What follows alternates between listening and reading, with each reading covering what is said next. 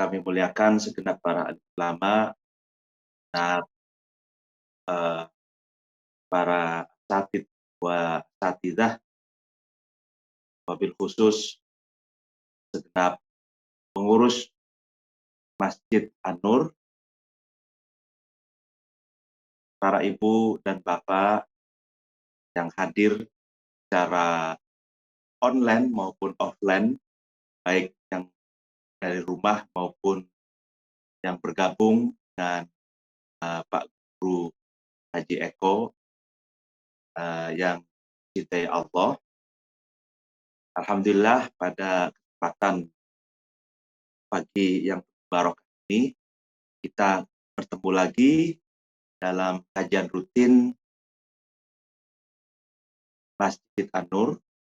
Semoga Masjid An-Nur diberi kekuatan istiqomah dalam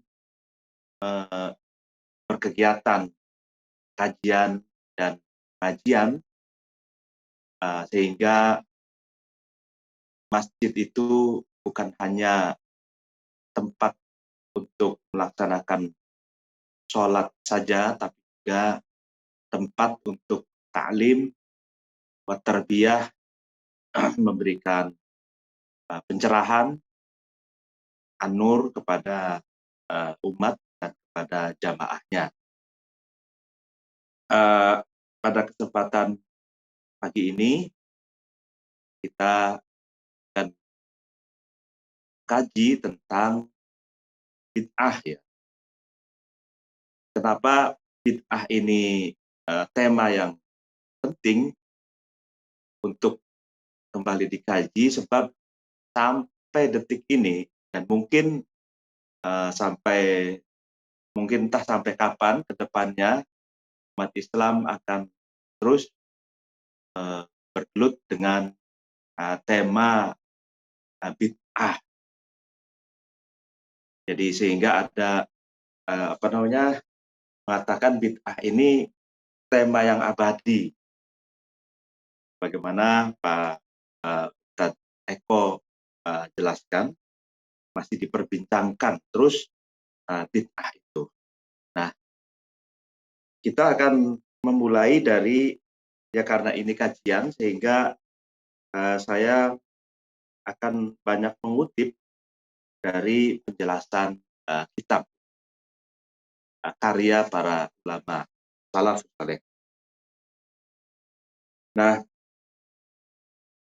di dalam kitab Al-Ibda' fi Masaril Ibtida', di sini dijelaskan kitab ini mengutip sebenarnya dari Al-Imam As-Suyuti dalam kitabnya Al-I'tisam. Jadi Imam As-Suyuti ini punya dua kitab yang menjadi rujukan bagi mayoritas umat Islam. Yang pertama Al-Muwafaqat, yang kedua Al-I'tisam. Nah, kalau Al-Muwafaqat itu bicara tentang maqasidus syariah atau tujuan-tujuan universal syariat Islam, seperti hifdzuddin, jaga agama, hifdzu nafas, jaga jiwa, hifdzu nasal, jaga keluarga atau menjaga keturunan, hifdzul akal, jaga akal, dan hifdzul mal, jaga harta. Itu dijelaskan secara panjang lebar di dalam Al-Muwafaqat. Dan yang kedua Al-I'tisam. Nah, Imam Jalaluddin Asyuti menjelaskan tentang bid'ah di dalam kitab Al-I'tisamnya, itu mengatakan aslu madati bada'a, lalu kemudian jadi bid'ah. Bid'ah itu masdar lil ikhtira'i ala ghairi mithalin sabiqin. Jadi materi dari kata bada'a bid'atan itu sebuah kreasi ala ghairi misalin sabiq, tanpa ada contoh sebelumnya. Jadi tanpa ada misalin saja, tanpa ada sampel yang mendahuluinya. Artinya kalau bid'ah itu sesuatu satu kreasi yang betul-betul baru, yang sebelumnya itu tidak ada sampelnya, tidak ada contohnya. Nah, dicontohkan kata-kata bid'ah itu ada di beberapa ayat dalam Al-Quran, seperti qauluhu ta'ala, firman Allah di dalam surat Al-Baqarah ayat 117, dikatakan badi'us samawati wal ardh.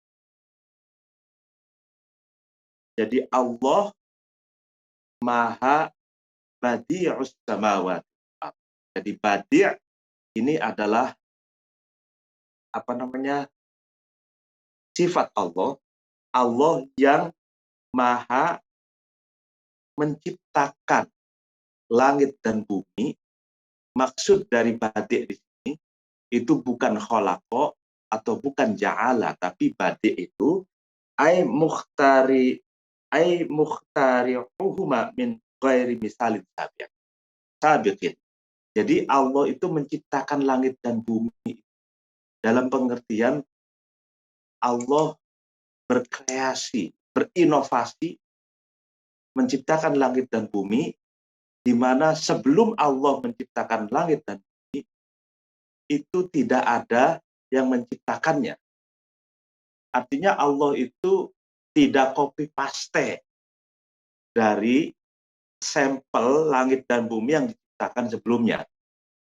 Jadi langit dan bumi itu yang Allah ciptakan itu betul-betul baru. Baru sedikit pun sebelumnya tidak ada sampel atau yang menyerupai pun tidak ada. Jadi itu badi'us samawati wal ardh. Jadi Allah itu badi', seakar kata dengan bada'a, seakar kata dengan bid'ah. Jadi Allah itu maha bid'ah. Bid'ah dalam arti maha berkreasi, menciptakan langit dan bumi, di mana langit dan bumi itu sebelumnya itu tidak ada yang menciptakan, atau sebelumnya itu belum ada yang memberikan sampel seperti yang Allah ciptakan. Nah, yang kedua, ayat yang kedua, qul ma kuntu bid'an minar rusuli. Ini ayat surat Al-Ahqaf. Surat Al-Ahqaf ayat 9. Qul katakan. Jadi Allah memerintahkan Nabi Muhammad untuk mengatakan ma kuntu bid'an minar rusul. Saya bukan yang pertama kali diutus oleh Allah dari para rasul, dari para utusan-utusan Allah.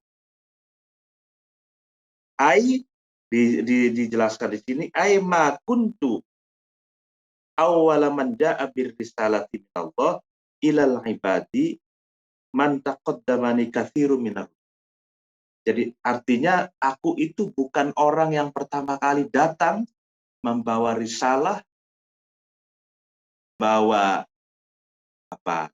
wahyu dari Allah untuk disampaikan kepada hamba-hambanya. Bahkan banyak sekali rasul, utusan-utusan Allah yang mendahuluiku. Nah, itu bid'an di situ, kata-kata bid'an, berarti maksudnya adalah bahwa ma kuntu bid. Jadi Nabi Muhammad itu bukan rasul, bukan utusan Allah yang pertama kali Allah utus. Akan tetapi sebelumnya itu banyak sekali utusan-utusan Allah yang kalau bagi kita yang wajib diketahui ada 25. Tapi kalau nabi itu banyak sekali jumlahnya. Nah, jadi bid'an di sini artinya pendahulu.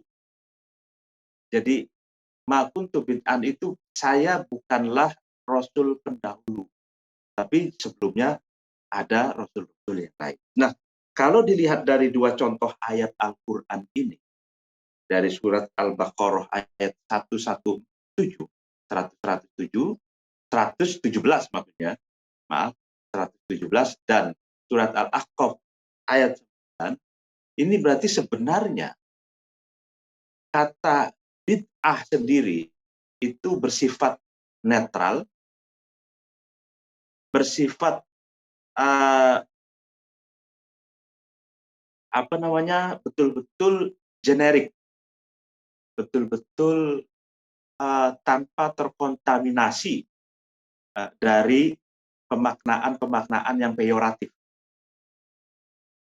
Jadi kata bid'ah sendiri itu betul-betul berfungsi sebagai makna apa adanya. Sehingga badi'us samawati wal ardh, berarti maknanya adalah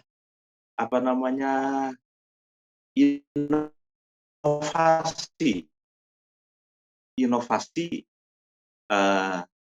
menciptakan sesuatu yang tidak ada sampel sebelumnya. Jadi inovasi. Nah, lalu kemudian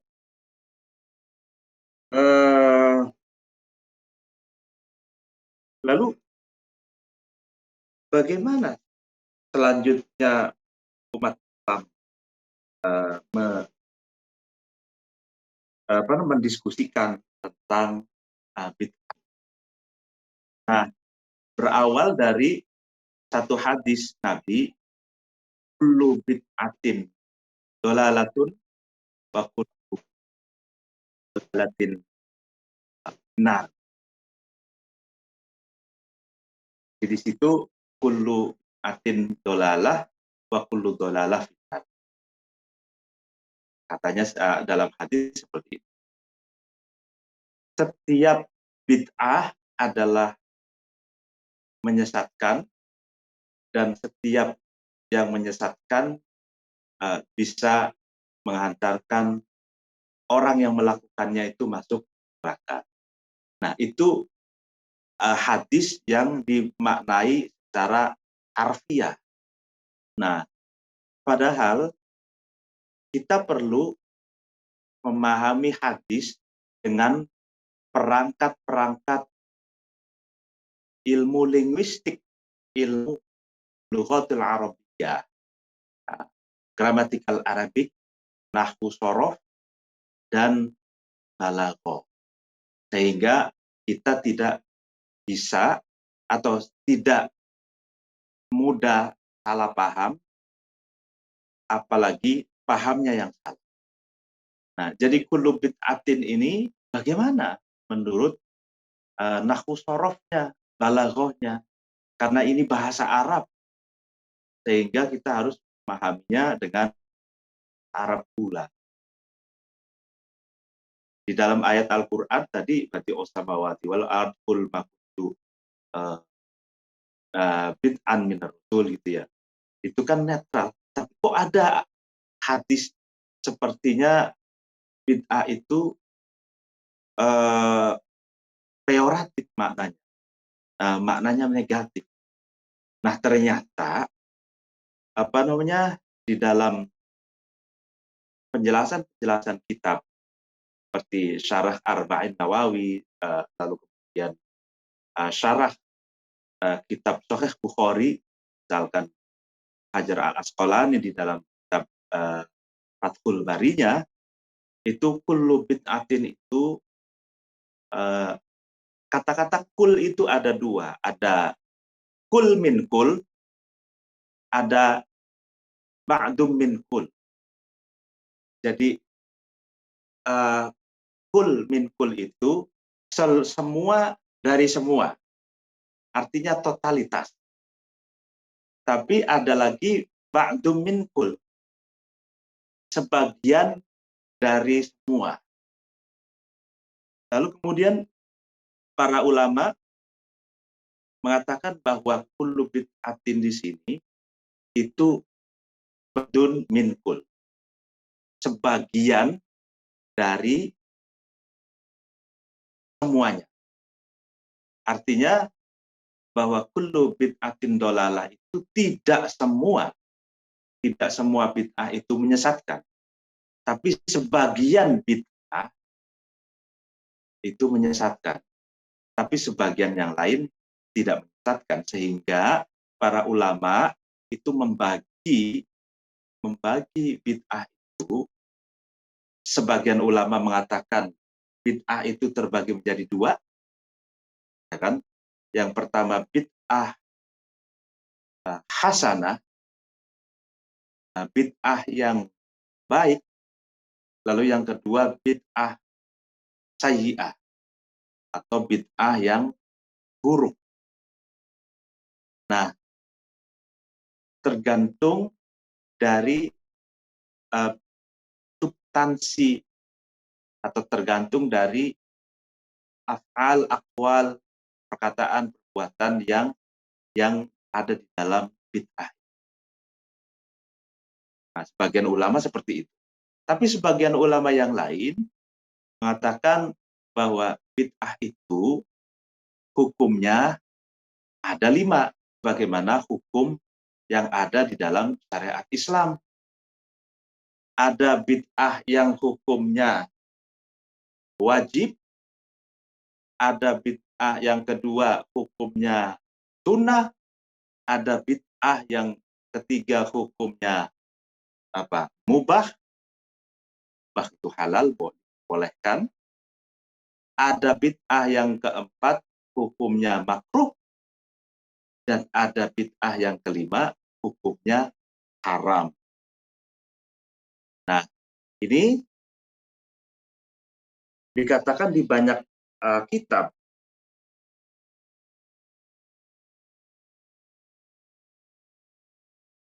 Nah, di sini dikatakan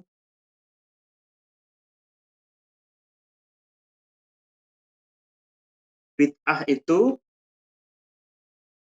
terbagi menjadi,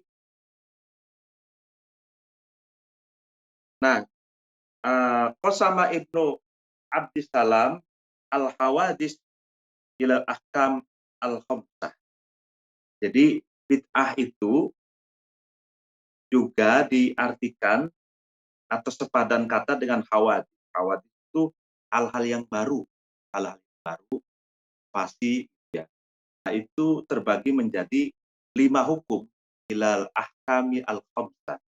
Ini Ibnu Abdissalam, Syekh Ibnu Abdissalam. Faqala al-bid'atu fi'lu ma lam yu'had fi asri Rasulullah sallallahu alaihi wasallam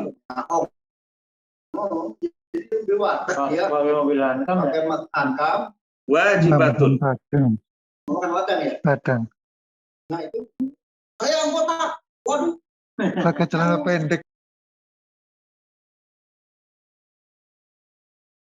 Halo? Dengaran suaranya ya? Silakan Kiai, lanjut Kiai. Tadi ada input. Oke. Syekh Ibnu Abdissalam mengatakan al-bid'atu fi'luma, bid'ah itu fi'luma lam yu'had, mengerjakan sesuatu yang tidak diketahui fi asri Rasulillah sallallahu alaihi wasallam, di masa Rasul hidup, wajibatan yaitu sawa'un kanat wajibatan. Ada bid'ah itu yang bid'ah yang hukumnya wajib. Contohnya apa? Kata'allumin nahwi wa gharibil kitabi was sunnati mimma yatawaqqafu fahmu syari'ati alaih.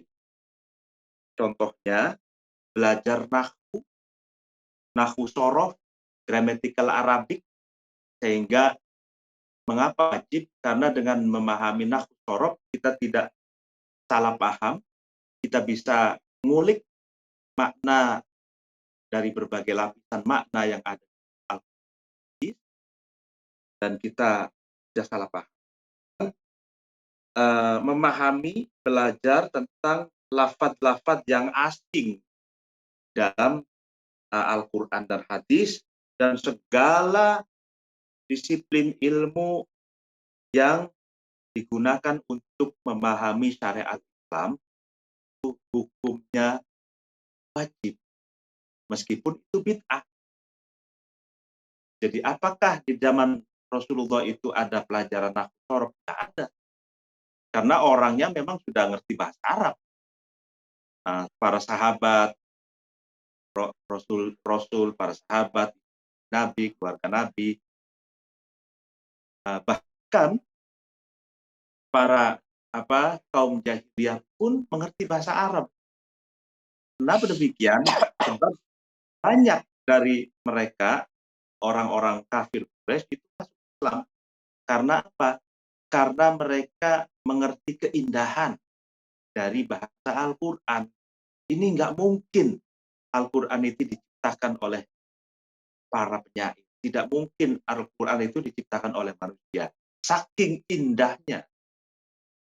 Bagaimana sahabat Umar masuk Islam itu karena mendengarkan keindahan Al-Quran.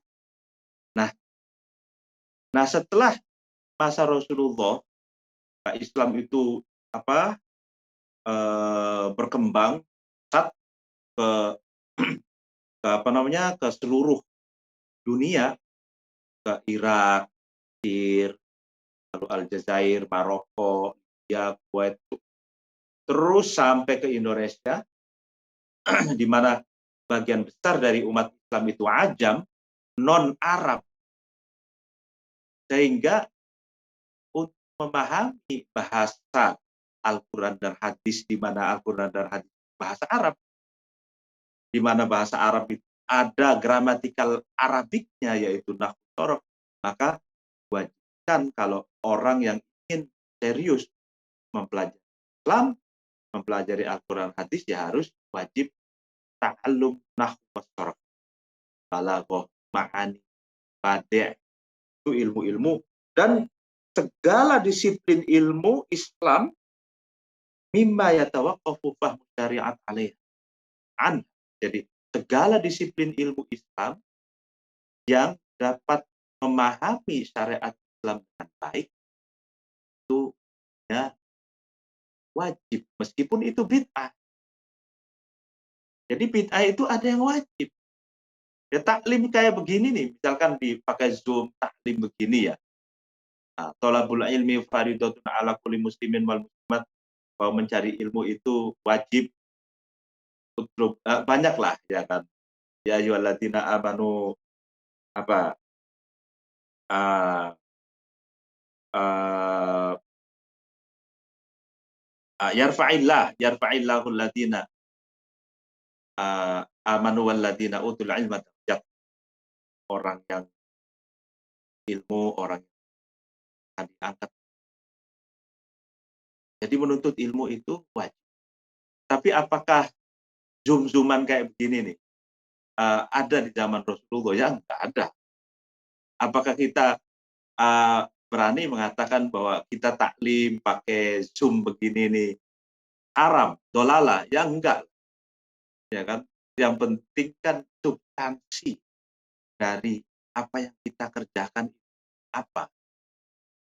Kita taklim itu kewajiban minal mahdi ilallah, dari ayunan sampai tiang lahat dengan berbagai macam cara.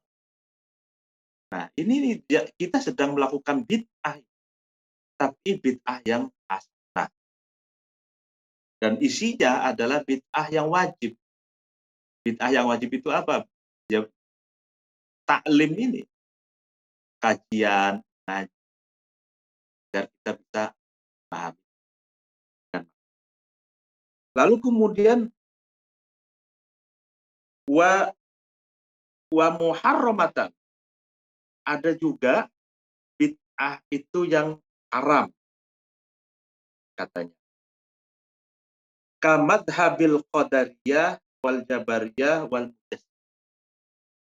Dicontohkan bid'ah yang haram oleh Syekh Ibnu Abdissalam seperti madhabnya Qadar, madhabnya Jabari, madhabnya Mujassimah. Nah, saya ingin sedikit jelaskan, Qadariyah itu firqah atau sekte Qadariyah yang meyakini bahwa apa yang dilakukan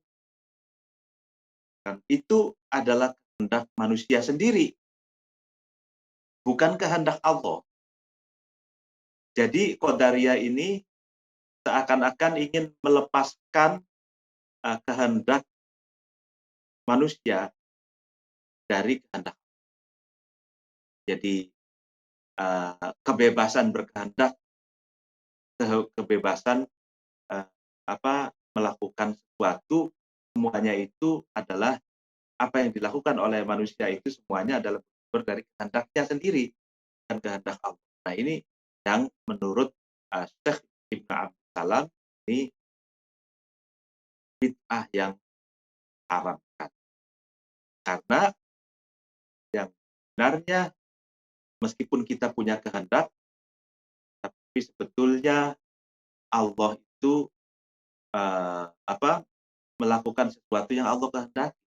Nah, istilahnya ana urid wa antum turid wallahu yaf'alu ma yurid atau wallahu fa'alul lima yurid. Jadi saya berkehendak, antum kalian berkehendak, tapi Allah itu akan melakukan sesuatu yang Allah kehendak. Gitu. Tapi Qadariyah melepaskan kehendak Allah. Jadi dia menganggap semua yang dilakukan oleh manusia itu adalah kehendak manusia. Makanya ini menurut Syekh Ibnu Abdissalam yang bid'ah yang diharamkan. Yang kedua, Jabariyah. Jabariyah ini sekte yang antitesa atau berlawanan dari Qadariyah. Kalau Qadariyah itu menganggap kehendak itu penuhnya kehendak manusia, nah kalau Jabariyah itu menghilangkan kehendak manusia. Tapi semuanya itu kehendak Allah. Nah, padahal kata Allah ma asoba ma asa'a fa min nafsik wa ma asoba fa min Allah. Jadi kalau salah itu dari dirimu sendiri, tapi kalau benar itu dari Allah. Maksudnya bagaimana? Maksudnya Allah itu sudah memberi rambu-rambu bahwa itu boleh melakukan hal maslahat dan yang manfaat, tidak boleh melakukan hal-hal yang mendorot, yang merusak, merugikan diri sendiri ataupun orang lain.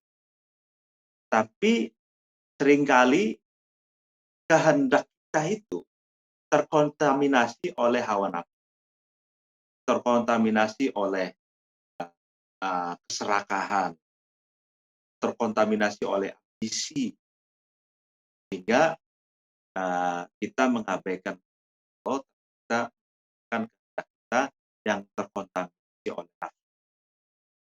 Ya, kali kita berbuat yang merugikan. Nah, ini kan berarti kan sebenarnya ada kehendak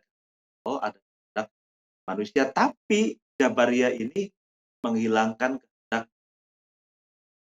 di semuanya, itu totalitas kehendak. Nah, lalu kemudian Mujassimah. Mujassimah ini sekte yang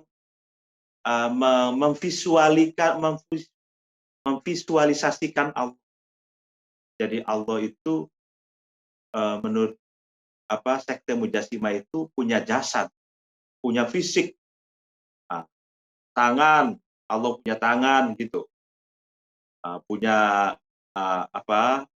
mata, ya kuping kayak kayak gitu, kayak apa punya fisik. Mereka menafsirkan secara harfiah, misalkan yadullah fawqa yadullah fawqa aydihim, kalau menurut mereka yad itu kan tangan ya. Tangan Allah di atas tangan-tangan. Tapi yang benar itu bukan tangan dalam pengertian fisik. Kalau pengertian fisik, visualisasi Allah itu berarti nanti mujassimah ini yang bid'ah yang diharamkan. Ya, sehingga para ulama mentafsirkan yad itu adalah kudrat, kekuasaan Allah. Jadi kekuasaan Allah itu di atas kekuasaan yang lain. Artinya kekuasaan Allah itu maha kuasa. Tidak ada yang kuasa dari. Nah itu contoh-contoh bid'ah yang diharamkan. Nah, lalu kemudian ada lagi, lalu kemudian wa mandubatan. Nah ini wa mandubatan ka ihdasir rubbi wal madarisi wa wa kulli ihsanin lam yu'had fil asril awwal. Nah, yang ketiga, bid'ah yang disunahkan. Bid'ah yang disunahkan itu apa? Seperti membangun pondok pesantren, ribat bagi apa? Para santri, tulab, para pencari. Lalu membangun madrasah dan segala sesuatu kebaikan yang belum pernah diketahui, pernah dikenalkan pada masa awal Islam. Itu bid'ah yang di apa namanya, kalau orang membangun pondok pesantren itu kan tidak pernah dilakukan oleh Nabi. Membangun madrasah, membangun sekolah tidak pernah dilakukan oleh Nabi, karena Nabi itu mengajarkan, menyampaikan wahyu itu dalam kehidupan, dan tidak ada bangunan khusus madrasah, tidak ada bangunan pesantren, tidak ada. Nabi ke masjid, sampai kalau wahyu itu turun ketika Nabi ada di masjid, sampaikan di masjid. Ada di apa namanya, di rumah, pelataran masjid, di pasar, di apa namanya, di Sohro, nah, di Gua Hiro dan lain sebagainya. Di gua, ya. Nah, dan apa namanya, Nabi Muhammad tidak pernah mendirikan pesantren, tidak pernah mendirikan madrasah. Tapi menurut para ulama, mendirikan pesantren dan mendirikan madrasah dan segala sesuatu yang baik yang belum pernah dilakukan oleh itu adalah bid'ah yang disunahkan. Sebab apa? Sebab substansi dari membangun pesantren itu apa? Itu wadah. Jadi pesantren itu wadah, madrasah itu wadah. Di mana di dalam itu adalah suatu aktivitas yang diwajibkan oleh Allah dan Rasul. Yaitu apa? Taklim, menuntut ilmu. Nah, karena menuntut ilmu itu wajib, sehingga para ulama itu berkreasi, inovasi. Bagaimana agar umat Islam, masyarakat manusia ini menuntut ilmu dengan mudah. Makanya bikinlah fasilitas pesantren untuk mendukung taklim yang diwajibkan oleh madrasah, dan segala sesuatu yang baik, segala sesuatu yang baik dan tidak tidak ada larangan, maka gunakan bid'ah yang kan. Lalu kemudian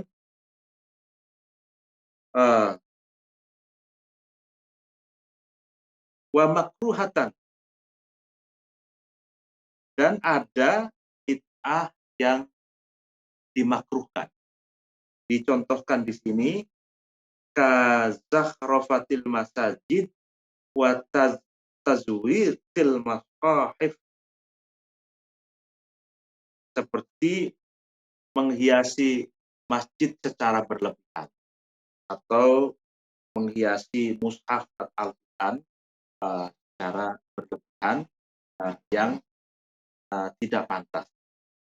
Itu dimakruhkan.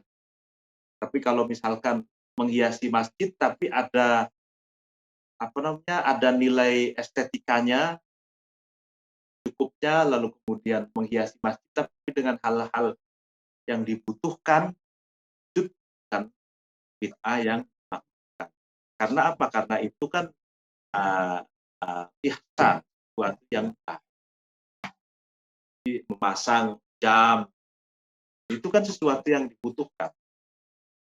Lalu kemudian mihrab, yaitu kan untuk khutbah. Ada hal-hal yang dibutuhkan dalam masjid dan dilakukan. Lalu kemudian wa mubahatan. Nah, ada juga bid'ah yang mubah. Kal musafahati aqba salat subhi wal asr. Bid'ah yang mubah itu contohnya apa?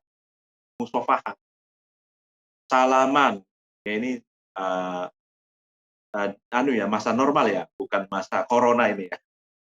Kalau masa corona kan la dororo wala diror, tidak boleh membahayakan diri dan orang. Nah, ini masa normal itu mustafah, salaman setelah sholat, itu bid'ah yang mubah, bid'ah yang kan, baik setelah sholat subuh seperti yang tadi kita lakukan, asar ataupun sholat. Nah, di antaranya juga watawassu fil ma'kuli wal mashrabi wal malbasi wa ghairi dzalik. Seperti memperluas ruang makanan, tempat minum, di kafe, di rumah buat dapur, buat makanan, kita malbas, kita berkreasi dalam produk fashion, baju, ada yang pakai kerah, ada yang nggak pakai kerah, ada yang baju koko, takwa, meja, ada gamis, ada macamnya, berbagai macam pakaian itu bid'ah bid'ah yang kalau di dalam syariatnya yang terpenting pakaian itu menutup aurat, tapi bagaimana jenis pakaiannya itu di dalam Islam tidak, sehingga boleh umat Islam itu berkreasi dalam bikin pakaian, kaos, berbagai macam model baju itu Nah, lalu kemudian di sini dijelaskan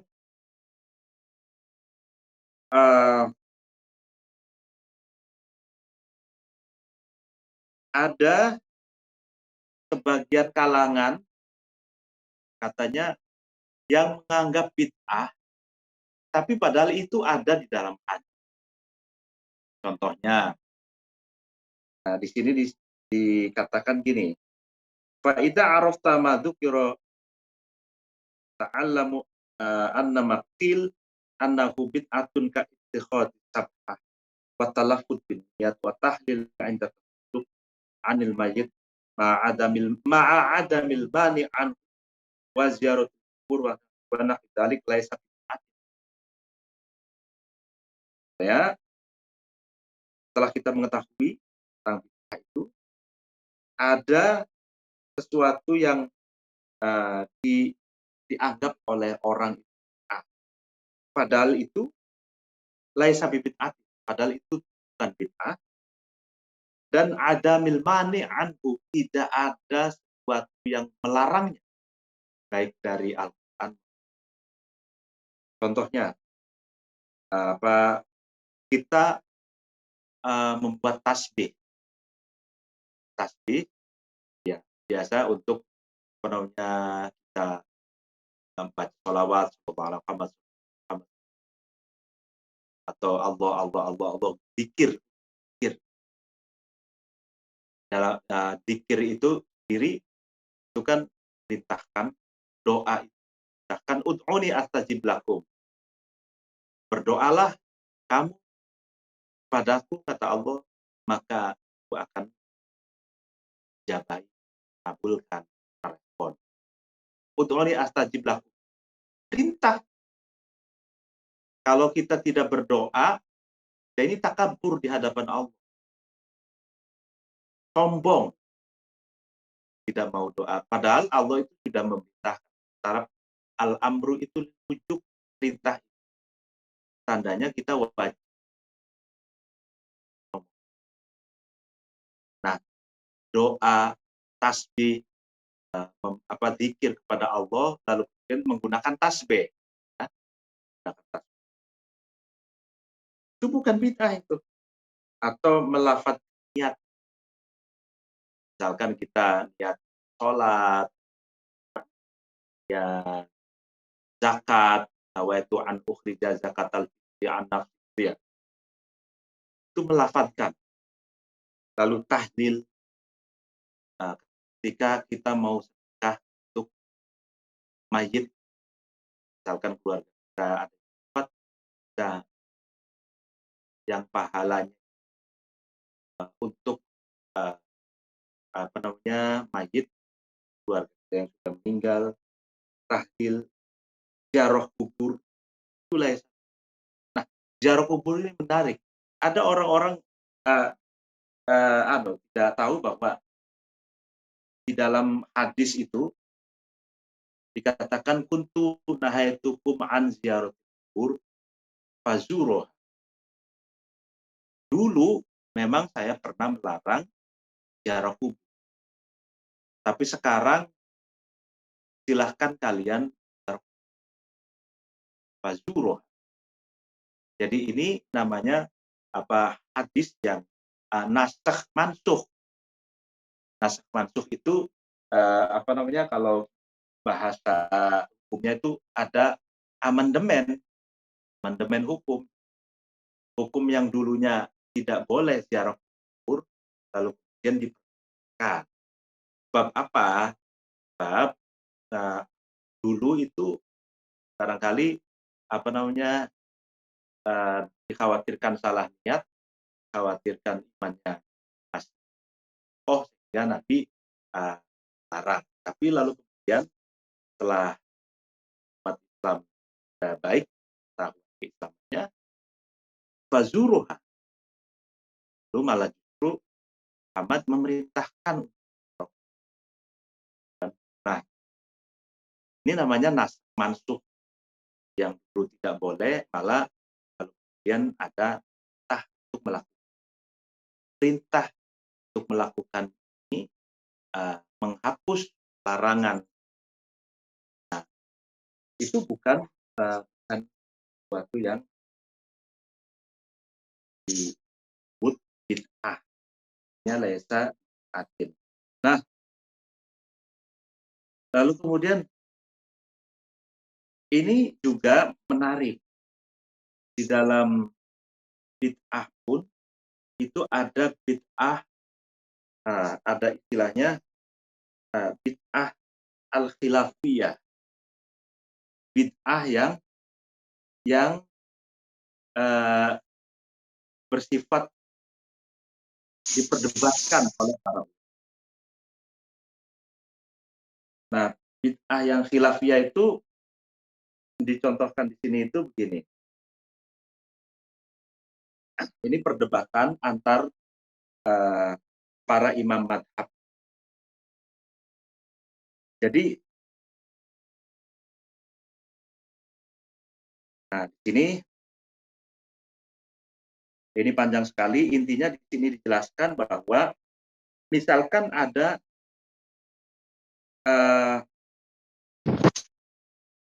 sesuatu ulama salaf soleh itu sudah mengatakan, beri narasi, tapi belum melakukan. Nah, itu bagaimana? Apakah itu bid'ah atau tidak? Nah, di sini dikatakan faqala Malik bid'atun li'annahum lam yatrukuhu illa li amrin indahum fihi. Jadi kalau ada sesuatu yang tidak dikerjakan. Gini, kalau sesuatu yang tidak dikerjakan atau tidak dilakukan oleh salaf, apakah itu termasuk bid'ah? Nah, kalau menurut Imam Malik bid'ah. Karena apa? Karena salafus soleh itu tidak akan meninggalkan sesuatu kecuali ada problematis. Nah, wa qala Syafi'i laisa bid'atin wa in lam yu'mal bihi salah. Sementara menurut Imam Syafi'i itu tidak dinamakan dengan bid'ah meskipun salafus soleh itu belum mengamalkan. Nah, li'anna tarkahum lil amali bihi qad yakunu li'udrin qama bihi indal waqti au lima huwa afdal. Karena salafus soleh itu meninggalkan untuk tidak melakukan sesuatu itu, ada kalanya karena uzur, tidak sempat melakukan. Ada kalanya juga ada sesuatu yang utama. Artinya tidak semua yang ditinggalkan oleh salafus soleh itu bid'ah. Karena boleh jadi itu karena ada skala prioritas saja atau belum sempat melakukan. Jadi, tapi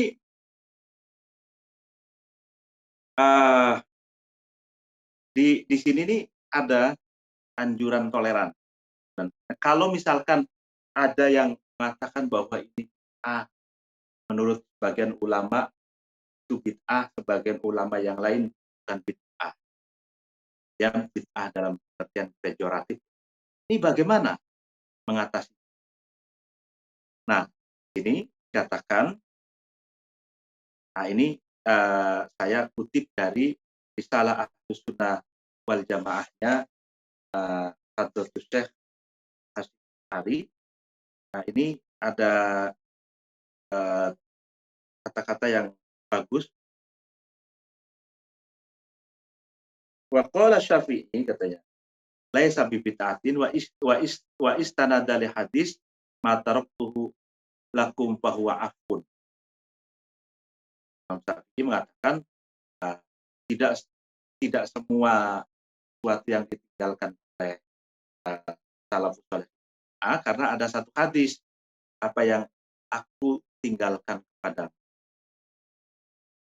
Artinya apa yang aku tinggalkan kepadamu bahwa sesuatu itu dimaaf. Jadi tidak segala sesuatu yang ditinggalkan oleh Nabi itu buruk. Ada sesuatu yang tidak pernah dilakukan oleh Nabi itu afun. Nah, qala wa ala hada ikhtilafuhum fi darbil irad. jahrah wa dzikri bil jahr wal jam'i wa du'a. Nah, contoh yang diperdebatkan oleh para ulama, apakah bid'ah ini fidur bil irad, bidaro, membangun apa? Bidaro itu organisasi, kantor, organisasi lah, organisasi partai dan khilaf. Lalu kemudian wadzikri bil jahr, zikir dengan suara yang keras, itu para ulama khilaf. Menurut Imam Syafi'i ini bid'ah. Lalu kemudian wal jam'i wa doa, berkumpul dan doa sama, tidak bid'ah menurut sebagian ulama, menurut sebagian ulama yang lain bid'ah. Oke, ini ada pertanyaan ya, waktunya Habis. iya ini kurang Iya, iya, buat iya, iya. pertanyaan. Iya, iya, iya. Mungkin mohon maaf Kiai, ini ada pertanyaan yang masuk ini. Memang kajian kita ini tidak sebentar ya kita kaji karena memang ini sangat luas sekali apalagi sesuatu yang khilafiyah. Saya kira ini perlu beberapa waktu, materi-materi atau beberapa pertemuan yang kita sampaikan gitu. Tapi alhamdulillah, mohon maaf Kiai karena memang waktu kita juga terbatas.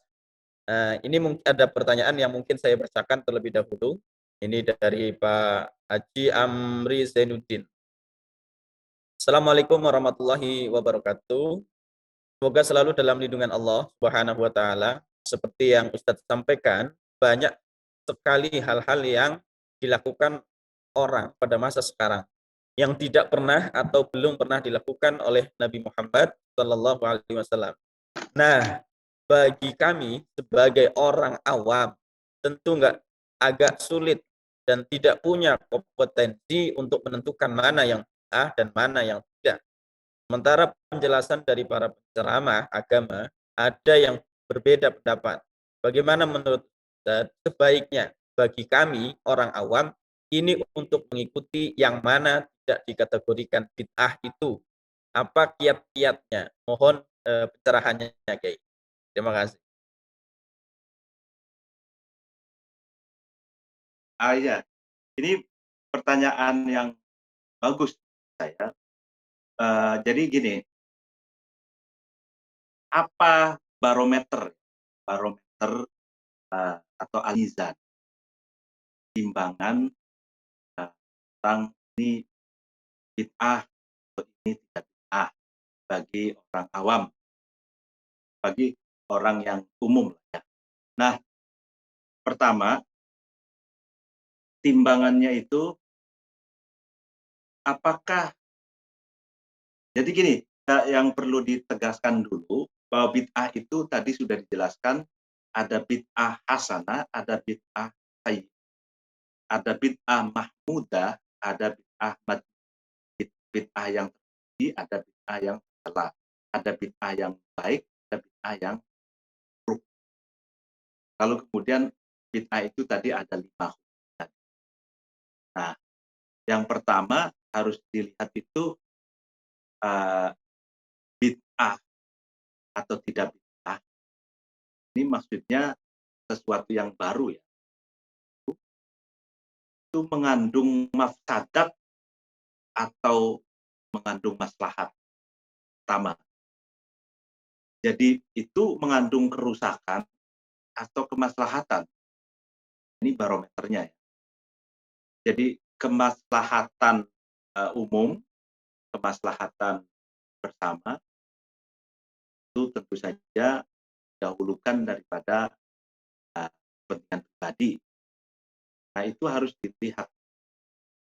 Itu yang pertama. Oh, kalau ternyata acara ini bagus dalam aspek sosialnya, misalkan untuk merekatkan kohesi sosial atau merekatkan tali silaturahim, ada nilai positifnya.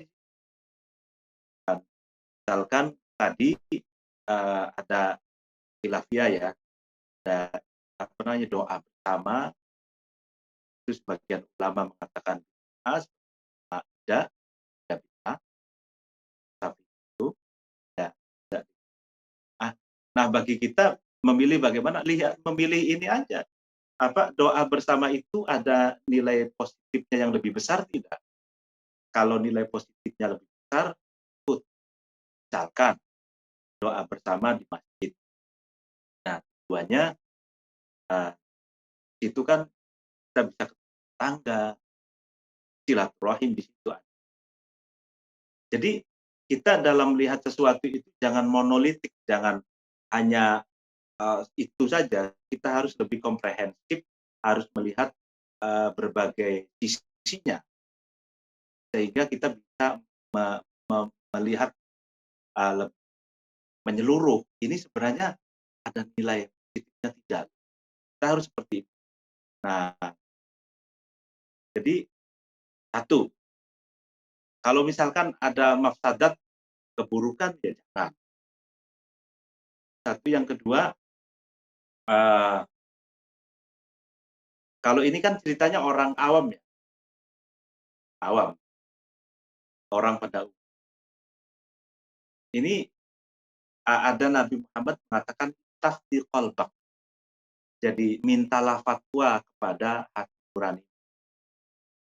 Di dalam diri manusia itu kan ada lapisan ya, ada sodr, ada kalbu, ada lub, ada fuad, ada lub. Dalam manusia ini lapisan-lapisannya. Nah, mintalah fatwa kepada hati.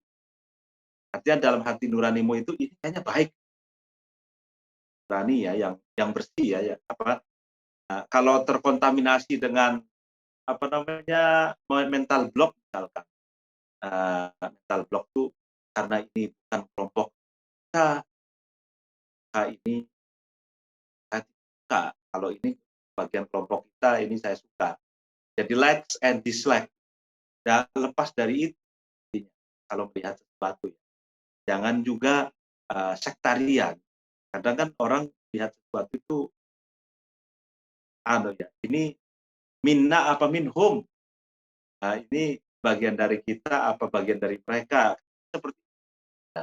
Nah, ini kalau melihat bid'ah, nah itu lepas dari mental block, lepas dari like and dislike, suka dan tidak suka itu kan tidak ada urusan dengan betul-betul harus melihat jernih, objektif bahwa oh ini tidak baik. Nah, ini yang apa namanya sering dikumandangkan oleh khotib-khotib setiap Jumat kita sholat Jumat itu dilu huwa aqrabu taqwa, adillah kalian karena keadilan itu meningkatkan diri kita kepada ketakwaan.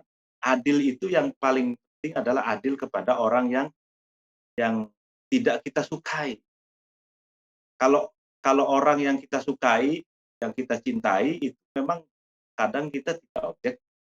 Nah, keadilan yang sesungguhnya adalah ketika kita melihat kelompok lain yang tidak kita sukai dengan objektif. Ini, nah itu adil kepada bahasanya adil kepada musuh. Nah, yang kita nah itu harus. Nah, lalu kemudian ada juga yang ini dijelaskan asyawadul a'dham. Jadi penting juga melihat mayoritas ulama itu melakukan asyawadul a'dham ini itu penting sebagai al-mizan, sebagai timbangan dalam melihat bid'ah atau tidak. Nah, karena kita memang pada akhirnya melihat sesuatu itu manfaat atau tidak. Ini kan kita ceritanya soal orang awam ini ya, melihat sawadul aqdum juga mayoritas ulama,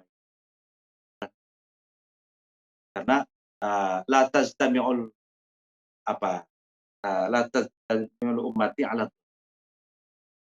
jadi tidak Allah itu tidak menciptakan umatku dalam kesesatan, dan apa namanya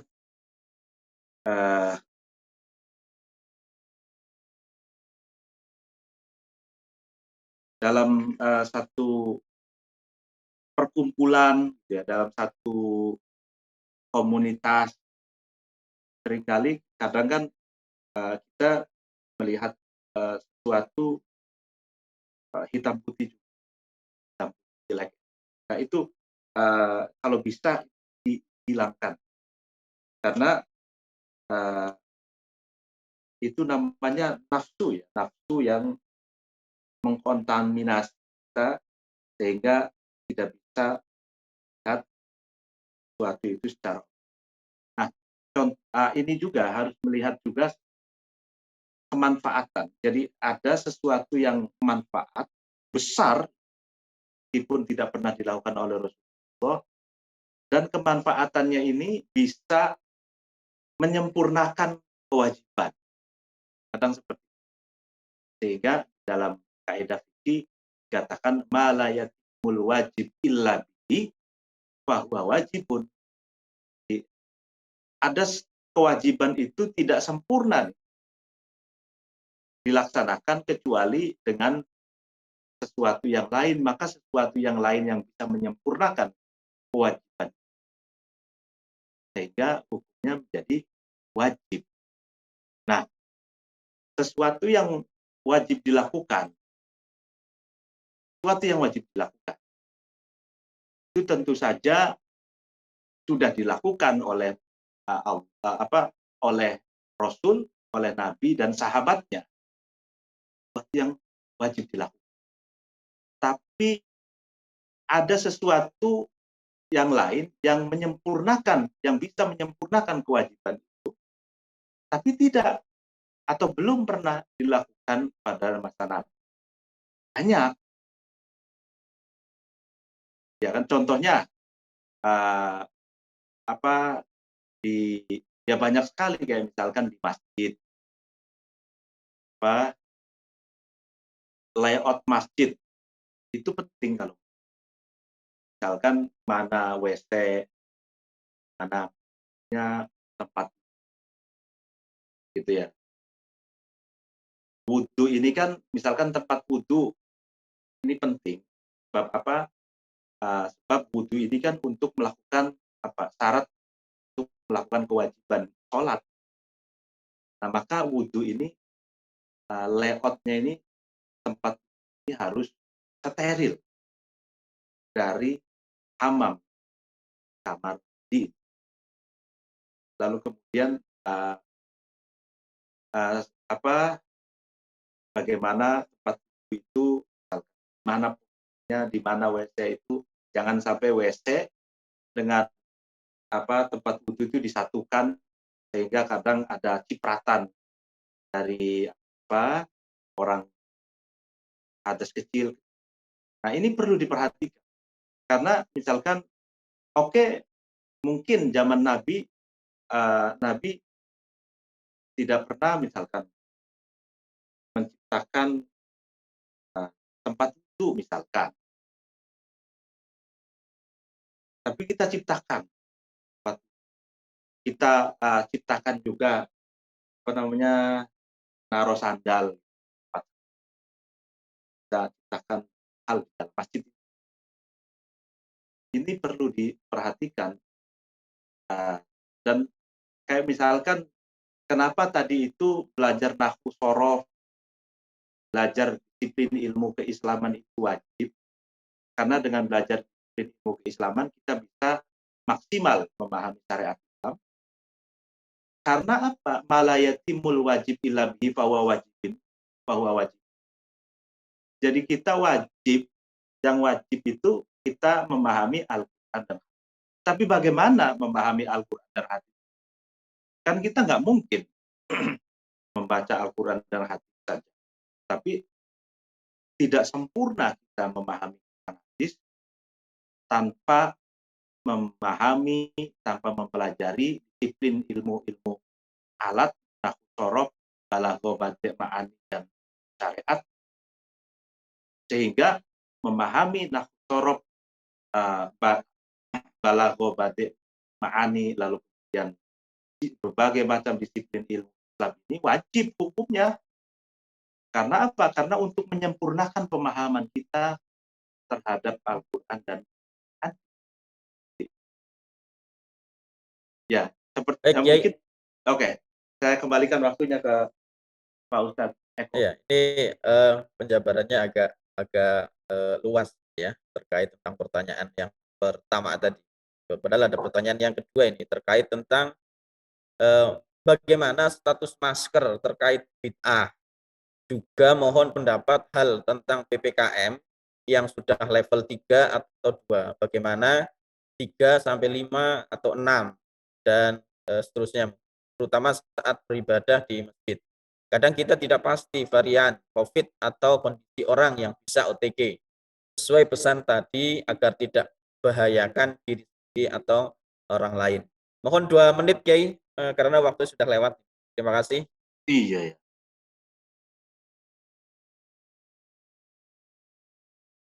Ya, betul. Saya tangkap 2 hal yang tadi. Yang pertama soal masker, yang kedua soal ya PPKM level. Nah, jadi gini, prinsipnya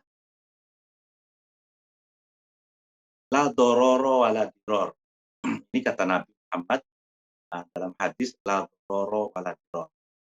Tidak boleh membahayakan diri sendiri dan tidak boleh membahayakan orang lain. Artinya kita itu tidak boleh orang lain membahayakan diri, begitupun kita tidak boleh kita membahayakan orang lain. Ataupun juga tidak boleh saling membahayakan. Nah, dalam konteks pandemi ini, tentu saja membahayakan itu memapar virus, menginfluen virus kepada orang lain. Nah, itu tidak boleh. Nah, dengan cara apa agar kita tidak memapar virus kepada orang lain atau terpapar virus dari orang lain, maka kita wajib taat pada protokol kesehatan, dan protokol kesehatan itu standar kedokteran internasional, ahli virolog internasional, bagaimana dalam banyak keterangan kitab para ulama kan bahwa kalau soal kesehatan maka kita wajib mematuhi at-tabib al-mahir. At-tabib al-mahir, dokter yang mahir, ahli, wajib kita mematuhi apa yang dikatakan at-tabib.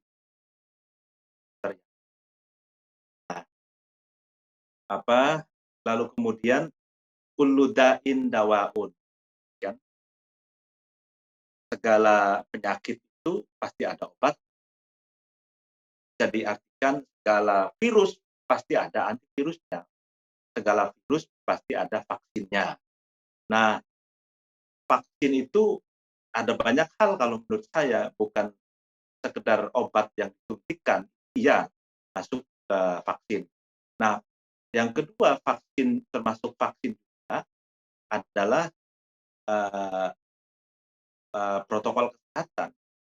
Protokol kesehatan, pakai masker, tangan, dan lain sebagainya. Itu itu juga vaksin.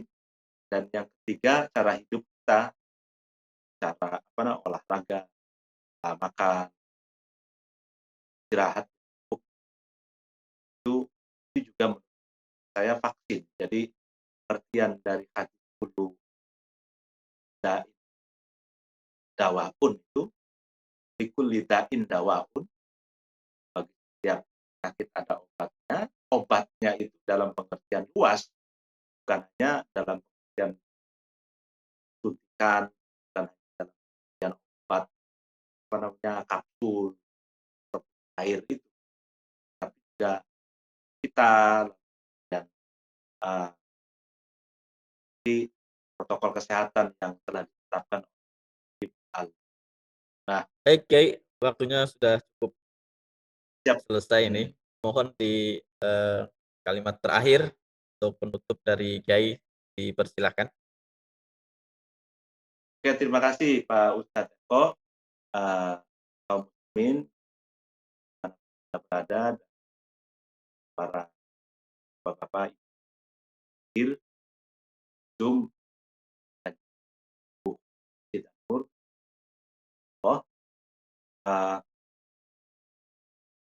Yang pertama yang saya katakan, Nabi mengatakan adin agama ini adalah nasihat. Nasihat itu bentuknya banyak. Ada hasanah, kemudian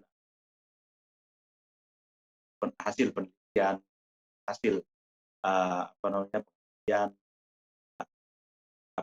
pengalaman diri, pengalaman orang lain, muhasabah. Itu ada. Yang kedua, prinsip dari Islam itu, yang pertama, kita jauhi madorot, jauhi mafsadat, sebanyak mungkin kita dapatkan dan menebarkan maslahatan, manfaatan kepada diri sendiri dan orang lain, dan atas semua itu adalah keberkahan. Sebab keberkahan itu ziyadatul khair alal khair, bertambahnya kebaikan. Dan intinya jangan was-was, jangan ragu dalam melakukan kebaikan dan kemaslahatan. Jangan dibayang-bayangi apakah bid'ah, apakah dilakukan apa belum pada masa Rasulullah. Selagi itu sesuatu yang manfaat bagi manusia, selagi sesuatu itu maslahat bagi umat manusia, maka mari kita lakukan tanpa ragu, karena khairun nas anfa'uhum linnas, kata Nabi. Baik manusia adalah manusia yang bermanfaat yang lainnya. Kemudian apabila ada kekurangan dan kesalahan, mohon dimaafkan. Wallahul muwaffiq. Assalamualaikum. Waalaikumsalam warahmatullahi wabarakatuh. Waalaikumsalam warahmatullahi wabarakatuh. Terima kasih saya sampaikan kepada Al-Muhtaram Haji Dr. Mukti Ali Al-Kushairi dari MUI Pusat. Sebenarnya ada beberapa pertanyaan ya, Kiai, tapi karena tadi penjelasannya sangat panjang dan lebar, jadi mungkin waktunya termakan oleh materi gitu. Sebenarnya saya masih ada pertanyaan terkait tentang MUI ini, ya, karena beliau ini salah satu dari kepengurusan MUI Pusat. Jadi tahu tentang fatwa, tahu tentang bagaimana cara mendiskusikan fatwa, bagaimana cara rapat dan sebagainya di MUI. Kita tahu MUI tapi kita awam. Bagaimana sih pekerjaan MUI itu gitu, ya. Bagaimana cara MUI gitu segala macam. Tapi karena waktu sudah terbatas dan waktu kita memang sudah lewat 20 menit. Ini mohon maaf Bapak Ibu sekalian jamaah yang setia untuk mengikuti kajian kita pada pagi kali ini. Mudah-mudahan nanti ada lain waktu kembali untuk sama-sama mengkaji terkait tentang materi kita ini, karena mungkin banyak sekali Bapak Ibu sebenarnya yang ingin bertanya. Mohon maaf untuk saya pribadi dari awal sampai akhir tentunya, dan saya ucapkan terima kasih kepada Bapak Ibu sekalian yang sudah mengikuti kajian kita pagi hari ini. Mari kita sama-sama tutup dengan mengucapkan kalimat alhamdulillah. Alhamdulillahirabbil alamin. Alhamdulillah. Terima kasih untuk semuanya. Saya akhiri. Wabillahi taufiq wal hidayah. Wassalamualaikum warahmatullahi wabarakatuh. Waalaikumsalam warahmatullahi wabarakatuh.